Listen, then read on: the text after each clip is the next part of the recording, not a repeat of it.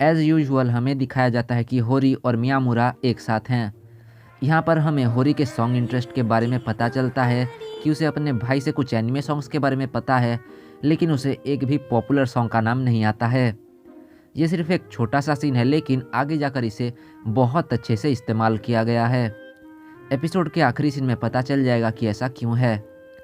इस एपिसोड में दो बड़ी चीज़ें होती हैं और भर भर के ह्यूमर भी है जो बिल्कुल भी फोर्सफुल नहीं लगता है। यहाँ पर एक बहुत बड़ा सीक्रेट रिवील हो जाता है जो शायद कोई दूसरा इनमें कभी रिवील नहीं करता है। हमें दिखाया जाता है होरी की मॉम को। साले का खोपड़ी तोड़ साले। Yes, we get to see her, no strings attached. मैंने कभी भी इमेजिन नहीं किया था कि हम इतनी जल्दी होरी की फैमिली को एक्सप्लोर करने वाले हैं। मियामुरा के बारे में जानने के बाद उसकी मॉम एक बार उससे मिलना चाहती हैं। इस बात से हमें थोड़ा जनरल आइडिया मिल जाता है कि होरी मिया किस तरह से रियल लाइफ सिनेरियोस को शो में इनकॉर्पोरेट करता है। एक रिस्पॉन्सिबल मॉम की तरह वो भी देखना चाहती हैं कि होरी किस तरह के लड़के के साथ इतने दिनों से घूम रही है। इतने दिनों तक साथ होने के बावजूद होरी को अब तक मियामुरा के फर्स्ट नेम के बारे में पता नहीं है। ये बात उसे अब जाकर रियलाइज़ होती है। यहाँ से ट्रिगर होता है एक नया quest, a quest to uncover the first name of Miyamura. लेकिन ये अमेजिंग क्वेस्ट एक झटके में ह्यूमरस डिजास्टर में बदल जाता है। सीधे जाकर मियामुरा से पूछने के बजाय होरी एक स्टॉकर की तरह पीछे लग जाती है। इसी दौरान वो इशिकावा से मियामुरा के फर्स्ट नेम के बारे में पूछती है, लेकिन वो बेचारा अभी भी डिप्रेशन में है। फाइनली वो दिन आता है जब होरी की मॉम मियामुरा से मिलती हैं। होरी तो इस वक्त घर पे नहीं है और जब वो वापस आती है तो उसकी मॉम काम के लिए जा चुकी हैं। यहाँ पर होरी का शानदार प्लान बर्बाद हो जाता है क्योंकि वो अपनी मॉम से मियामुरा के फुल नेम के बारे में पूछ सकती थी। For being out of options, होरी फाइनली डिस्क्राइब्स एवरीथिंग टू मियामुरा। यहाँ पर बार बार सोटा और मियामुरा मिलकर होरी की खिल्ली उड़ाते हैं जो देखने में बहुत मज़ेदार लगता है। मियामुरा अपना फुल नेम लिख कर देता है जो है मियामुरा इजुमी। इस सब के बाद होरी को लगा था कि मियामुरा को उसके फर्स्ट नेम के बारे में पता नहीं है, लेकिन वो जानता है कि उसका नाम है क्योको। वो दोनों एक दूसरे को फर्स्ट नेम से बुलाने की कोशिश करते हैं, but the conversation becomes hilariously awkward. अब आते हैं एपिसोड के दूसरे पार्ट में। Believe me, this part is just epic. Student council president Sengoku आकर होरी को कुछ फाइल्स पर काम करने को देता है, लेकिन होरी एक काउंसिल मेंबर नहीं है। वो अपने डाबर बबूल वाले दांत दिखाते हुए हाँ करती है और जी जान लगाकर रिपोर्ट्स पर लग जाती है। उसके दोस्त होरी को देखकर समझ जाते हैं कि स्टूडेंट काउंसिल पक्का होरी को ब्लैकमेल कर रहे हैं। ये बात 101% करेक्ट भी है। सेंगोकू और होरी बहुत बहुत बहुत पहले से एक दूसरे को जानते हैं और होरी उसे इतना ज़्यादा बुली करती थी बचपन में कि वो बेचारा पक चुका था। हाई स्कूल में आने पर सेंगोकू ने उसे धमकी दी कि वो होरी की हिस्ट्री को सबके सामने रख देगा और इसके बाद ये सब हो रहा है।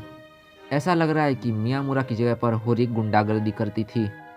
इन बातों को अब थोड़ा साइड में रखते हैं और काम खत्म होते ही आयासाकी नाम की एक लड़की आती है जो एक काउंसिल मेंबर होने के साथ साथ सेंगोकू की गर्लफ्रेंड भी है। वो होरी से बजट रिपोर्ट की फाइल्स को लेकर चली जाती है।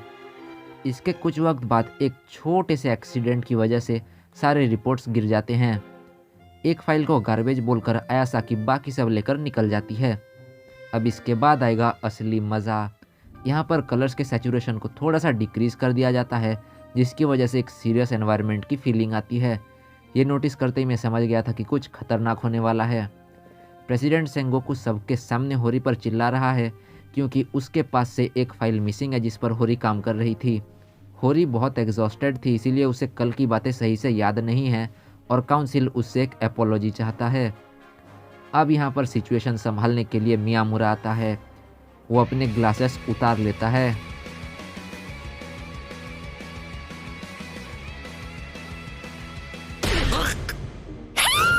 एक ज़बरदस्त हेडबट के बाद वो दिखाता है कि बजट रिपोर्ट उसके पास है और बताता है कि वो उसके पास कैसे आया। उस दिन के बाद से पूरे स्कूल में मियामुरा का जलवा है जलवा और स्टूडेंट काउंसिल प्रेसिडेंट तो उससे कोसों दूर रहता है। अब मियामुरा और इशिकावा के अंदर की दोस्ती भी डेवलप हो चुकी है। इसके ऊपर कोई स्पेशल फोकस नहीं दिया गया है क्योंकि दोस्त ऐसे ही तो बनते हैं। मियामुरा को पता चलता है कि होरी का बर्थडे पास आ रहा है और अब उसके सामने एक चैलेंज खड़ा होता है कि होरी को बर्थडे पर क्या देना चाहिए। दूसरी तरफ सोटा एक सिंपल बट इम्पोर्टेंट बात करता है, मियामुरा हमेशा उनके साथ रहेगा तो बहुत अच्छा होगा। लेकिन होरी जानती है कि वो हमेशा उनके साथ नहीं रह सकता है। क्या वो लोग सिर्फ हाई स्कूल ग्रेजुएशन तक साथ रहेंगे? इसका जवाब ना मुझे पता है और ना ही होरी को। ये बात तो हमें आगे जाकर ही पता चलेगी।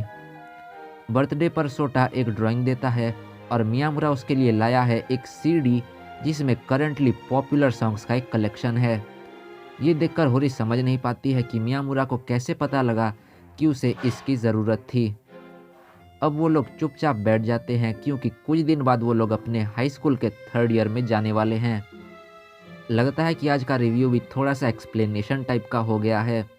अगर ये अजीब लग रहा हो तो कमेंट में ज़रूर बताना और आगे से कोशिश करूँगा कि और ज़्यादा रिव्यू वाली वाइब्स मिलें।